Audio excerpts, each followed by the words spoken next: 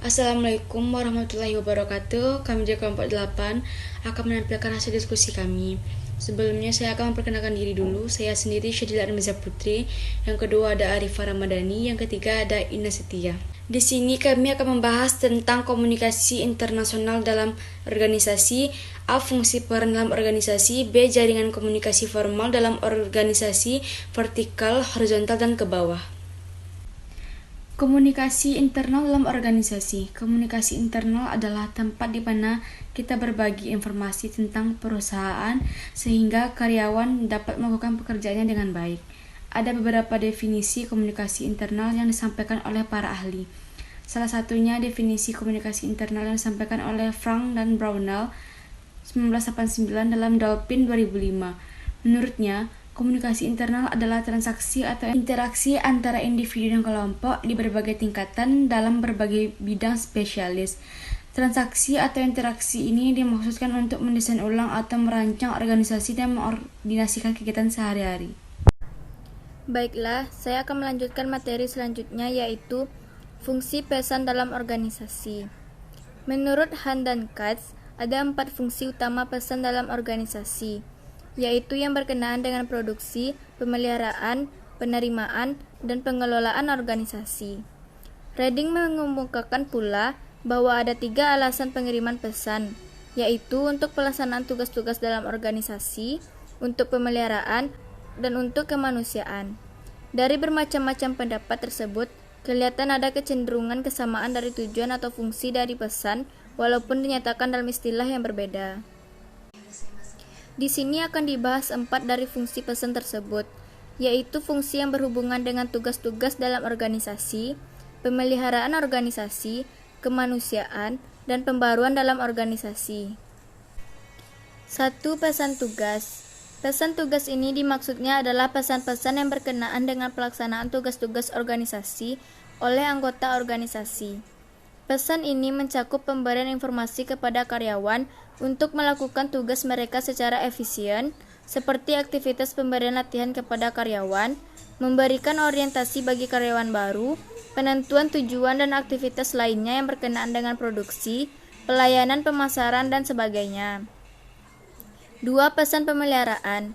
Pesan pemeliharaan ini adalah pesan-pesan yang berkenaan dengan kebijaksanaan dan pengaturan organisasi. Pesan tugas berhubungan dengan isi dari output sistem, sedangkan pesan pemeliharaan ini berhubungan dengan pencapaian dari output. 3. Pesan kemanusiaan. Pesan ini berkenaan dengan hubungan interpersonal, konsep diri, perasaan, dan moral.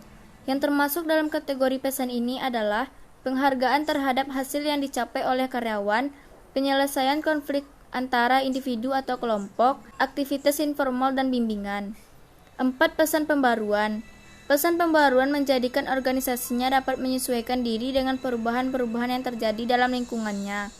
Untuk itu, suatu organisasi membuat rencana-rencana baru, aktivitas-aktivitas baru, program-program baru, dan lain-lain.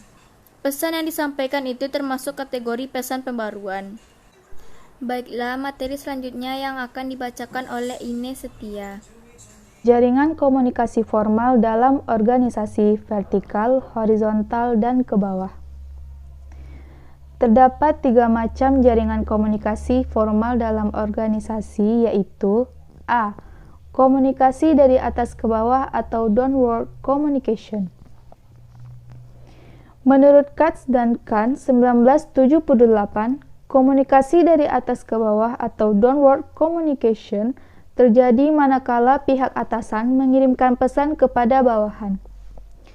Adapun bentuk komunikasi dari atas ke bawah pada umumnya berupa job instruction atau instruksi pekerjaan, merupakan perintah mengenai apa yang harus dilakukan atau bagaimana melakukannya. Job rationet atau rasio pekerjaan merupakan penjelasan atau penjabaran bagaimana satu tugas berkaitan dengan tugas lainnya.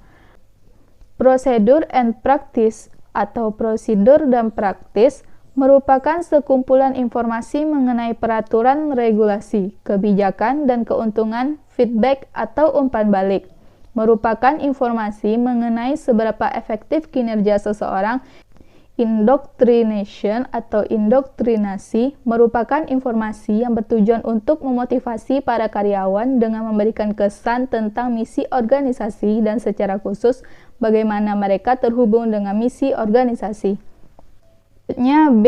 Komunikasi dari bawah ke atas atau upward communication.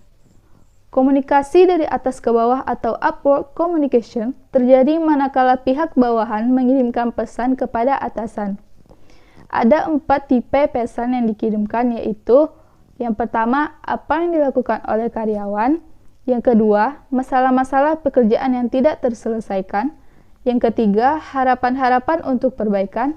Dan yang terakhir adalah apa yang karyawan rasakan tentang rekan dan pekerjaan. Yang terakhir, C. Komunikasi horizontal atau horizontal communication atau juga disebut komunikasi lateral. Komunikasi horizontal terdiri dari berbagai pesan antar anggota dalam sebuah organisasi dengan kekuasaan yang sama atau seimbang. Komunikasi horizontal disebut juga dengan komunikasi lateral. Kemudian, untuk memecahkan masalah yang timbul akibat proses komunikasi horizontal, maka diperlukan peran public relation. Dalam menjalankan tugasnya, public relation bergaul dengan karyawan untuk menggali dan mengumpulkan informasi serta menampung berbagai macam keluhan yang dirasakan oleh karyawan yang berhubungan dengan pekerjaan. Baiklah, sekian dari kami. Kalau ada kata-kata yang salah, mohon dimaafkan. Kami akhiri dengan Assalamualaikum warahmatullahi wabarakatuh.